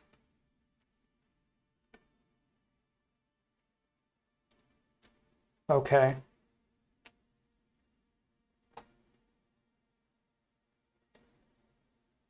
Is that as big as I can get the text? I guess so. That's lame. Okay, bullish plus. Okay, let's snapshot that one more time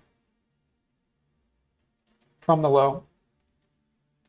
And let's also do bullish normal.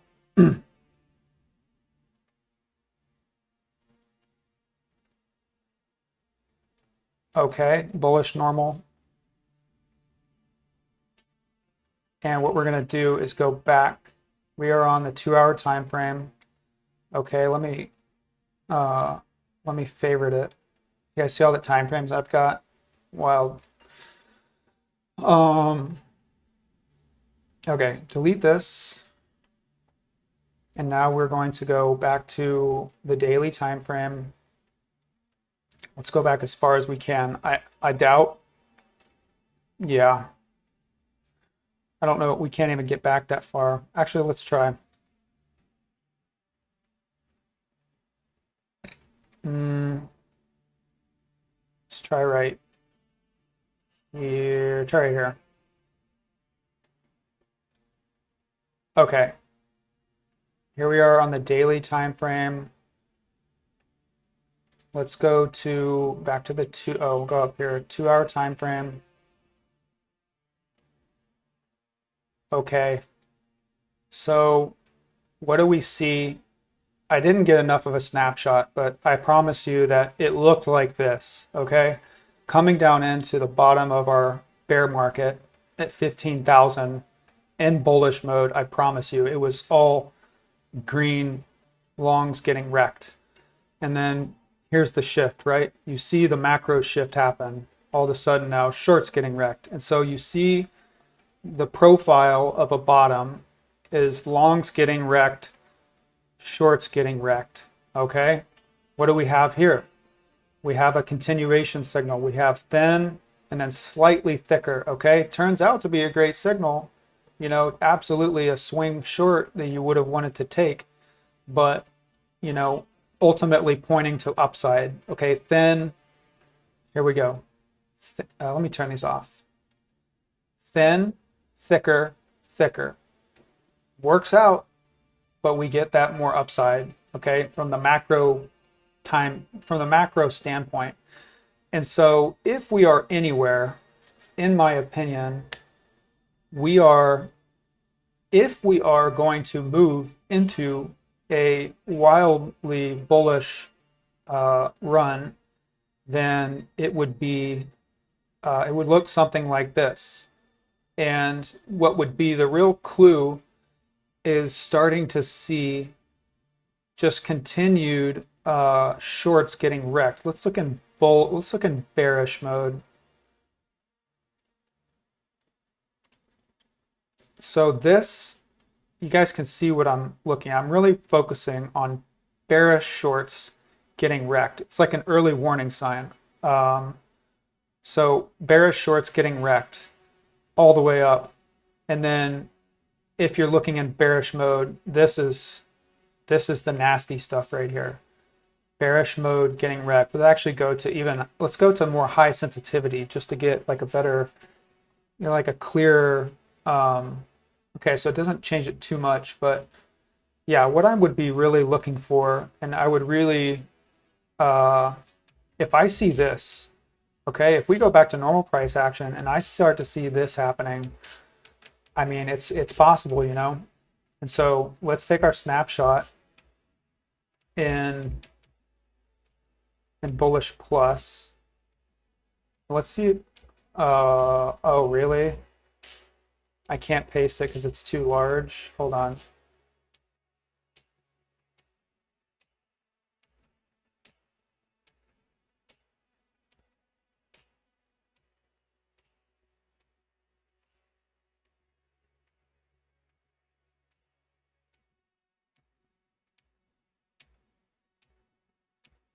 Oh, come on, really? I have a 27-inch monitor. I guess that is... Let me take a smaller screenshot. Sorry, guys. I just want it to be on the chart because if I click on the chart, it'll go away.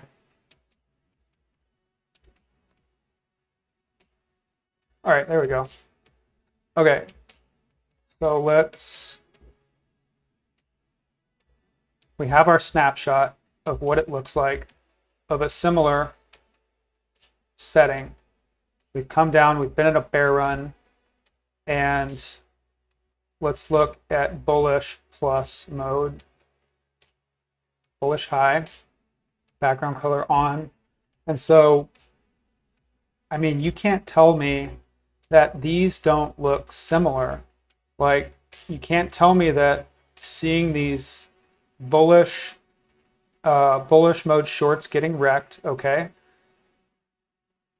We've got bullish mode shorts getting wrecked. Oh, really? It doesn't stay on top of it? Oh, wait. That's why. There we go. All right. We've got here shorts getting wrecked, shorts getting wrecked, shorts getting wrecked, after a long extended move down, shorts getting wrecked. We have longs holding, okay, for multiple drives down. See what I'm saying? Like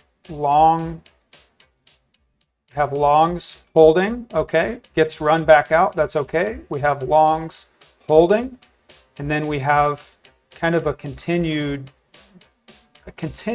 period of downside. I don't think, if we get back above this high, like, I mean, yeah, I don't see any reason why it can't be something like this. And so what I would really be looking out for is, if this is going to happen, it's going to look something like this, where if you are just seeing nonstop shorts getting wrecked. And I don't know, I mean, if you're in a long trade, hold it, trade with the trend. Like, why not?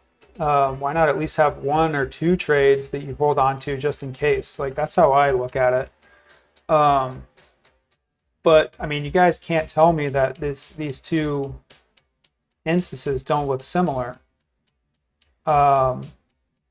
And that's another way I really like to use the syndicate. So here we go. We have some longs getting pushed out to the downside, to the bottom, and then we have longs holding. Okay, longs, some of them get run out. This one does for a divergence. Okay, boom, divergence. SFP'd right here. Again, one more signal, and it just holds from there. And so that would be the ideal scenario, is to start seeing all of these longs holding and shorts getting wrecked. So, and you can see that. We'll do it. We'll go look at the other scenarios as well, and you guys will see what I mean. They all look very, very similar.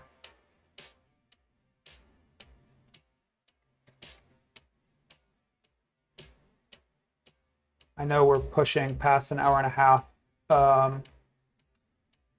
but we'll take a look at this one and then we'll move on. So, okay. Replay mode, come back, go back to the 2 hour. Let's turn this off. We're in bullish plus mode.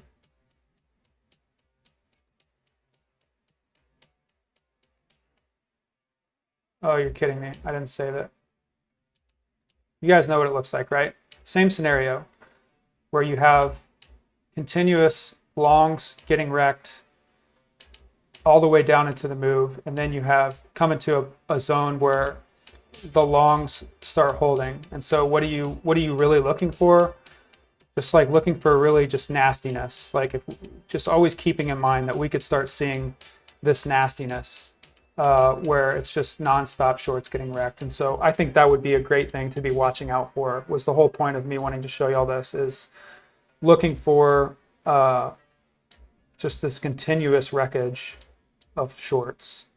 So that's what I am considering, is that we're potentially at the same point in this market cycle. But yes, I understand that is speculative, but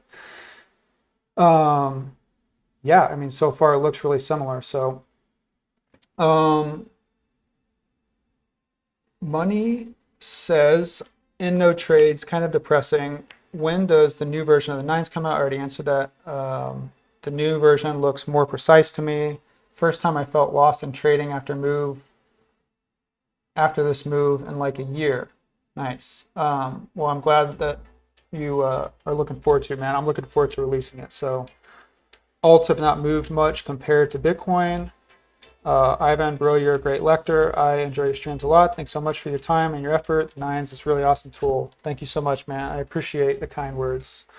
Actually, to be perfectly honest with you, I enjoy being like, I've always been like one of those guys who overthinks everything and really super over analytical about just anything and everything. Like I've always enjoyed being analytical about things, and I do enjoy trading, and I do absolutely do it as a profession. But I really, I've always heard it said that, some people make better analysts than they do traders, and I think if I could choose, like I would like to be more of an analyst, and analyst first, trader second, and then also understanding all of the principles behind trading, because I think that's important. But I appreciate that, man. Thank you. Okay. How far are we? How long are we running right now? Let me look. Let me refresh this stream. We are, dang. All right, we're pushing 2 hours. Let's hop over to, what I'm going to do is just do some quick TA on MATIC. You guys are welcome to, actually no, I'm going to skip the TA on MATIC, and let's just, in an effort to conserve time, let's just look at the indicator, and we are going to look at the beta indicator.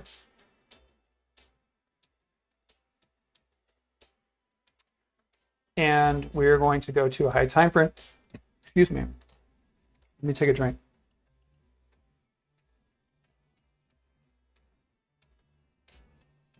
Guys, I'm on day 3 of a water fast, and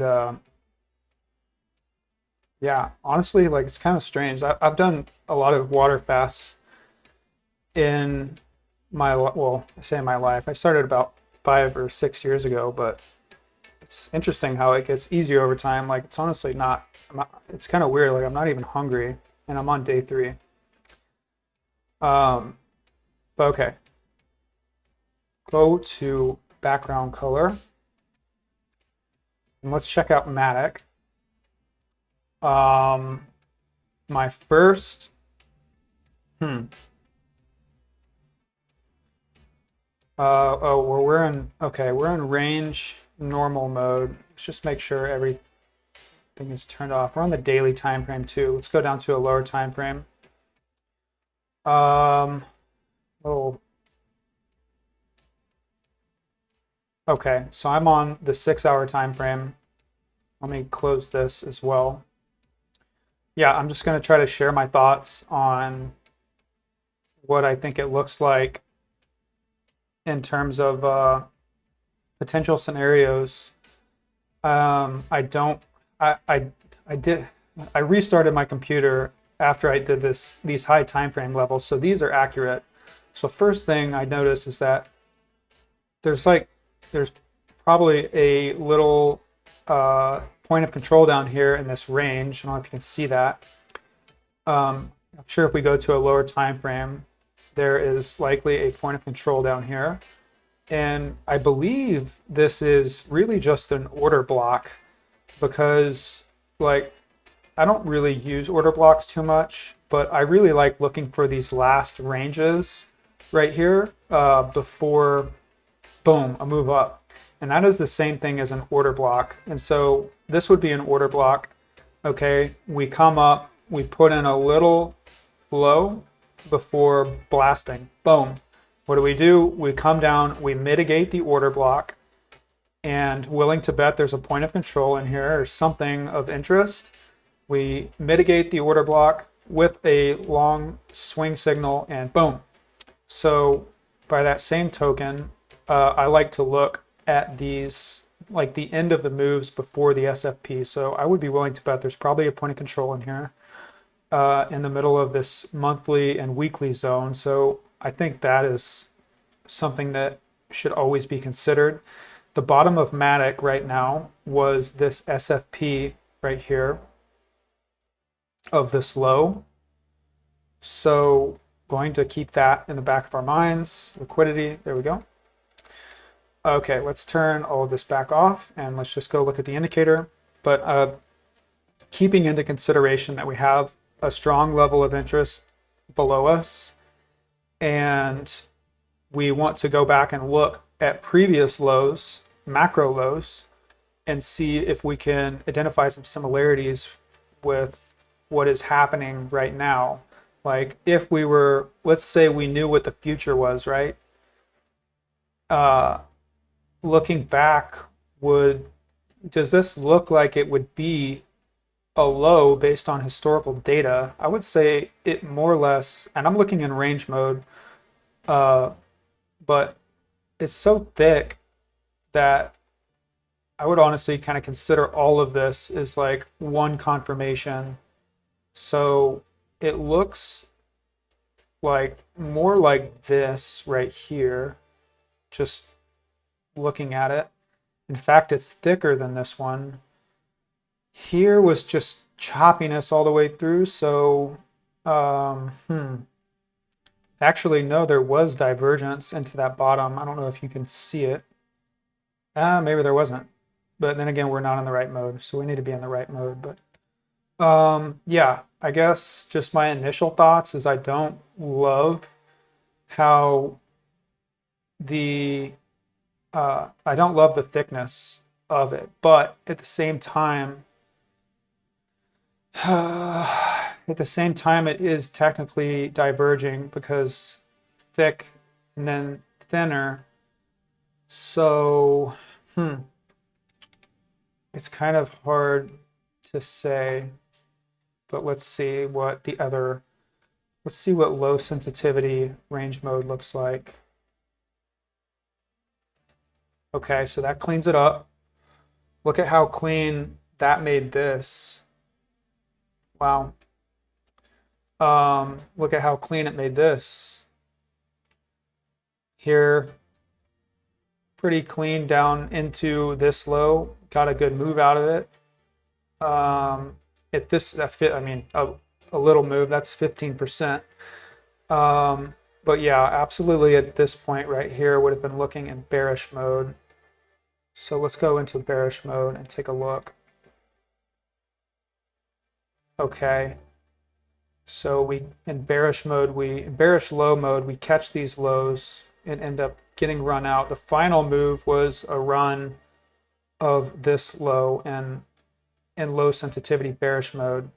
Interesting, because low sensitivity bearish mode caught this low at the bottom, which would be the first time that it caught it cleanly. Let's look at bearish high sensitivity mode. Okay, just multiple runs. Honestly, like MATIC isn't so clean.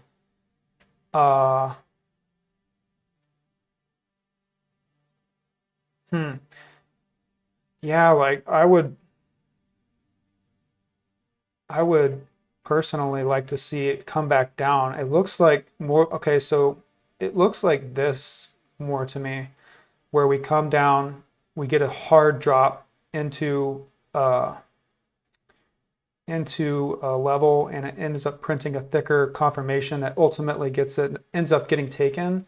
Kind of looks similar right now, where we get a thin confirmation coming down into a thick one, into a strong rejection, or to a strong support, and then it ultimately ends up getting retaken again. I would say that if this isn't the low, then based on the historical data, it looks pretty close.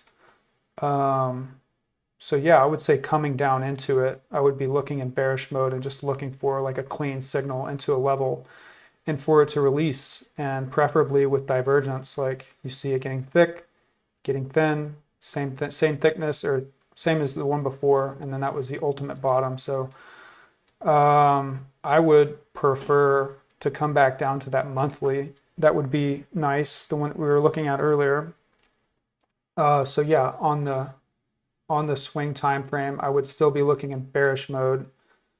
And whenever you guys get the next release, I would be looking in bearish low mode to come down and to hit a level without another confirmation. That would be what I would be looking for. And then let's go down to the day trades, and let's look at both bearish. I'm gonna put this on dots. Actually, I'll probably put this in normal mode.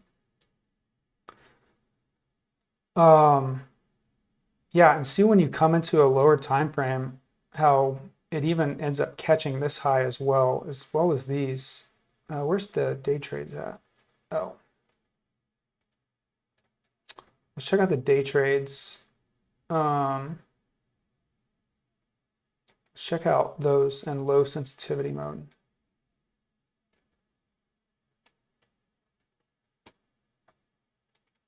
And let's go to ranging. And we'll be done here in a sec, y'all.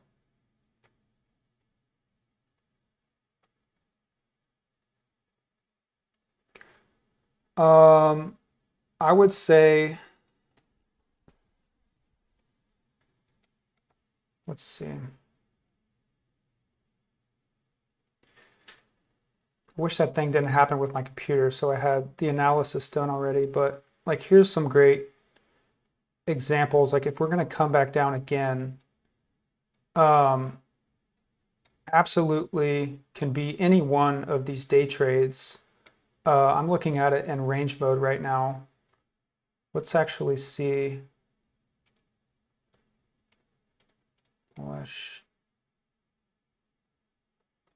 Okay, so a couple things that I'm noticing is that in day range mode, we get something like this. We have this SFP up here at this high. That was a really, really good trade to be taken. I would be looking for possibly another SFP to be considering a move back down. Like if Bitcoin hits a level and ranges for a while or retraces, I don't see why it wouldn't be possible for altcoins to make another push down. Again, I wish I had analysis done, but yeah, I would be looking in range mode. Personally, this looks like it works out really well, but yeah, using levels, looking in range mode. I haven't traded MATIC before, but just looking at it, like, I mean, it looks really accurate. Lots of good opportunities. Here's a divergence down here. So yeah, I would just be keeping an eye out for a divergence. If we come up and retake this SFP, oh, that's another thing, is that we front ran this SFP. So that would be something I'd be watching for, is this to get taken with divergence. We could even come up a little bit through the level. But yeah, if you were to end up taking this and we lose it, I would be looking for a very clean divergence, like especially if you have no confirmation at this, whenever you come back down and sweep below the high. But yeah, so I would be looking still in bearish mode on the swing trades. I would be looking in range mode on the day trades, and the scalp trades I would be, let's check out the scalps. Absolutely would be in bullish mode for the scalps.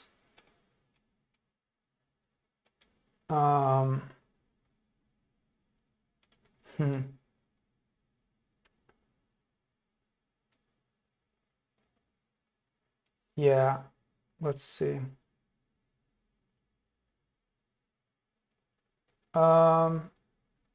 Yeah, so coming up in here, like if this is going to be a trade that's going to happen, you would want to see it with divergence on the day trade and on the scalp trades as well. Like I would prefer to come up and sweep that and to have no signal on either of them.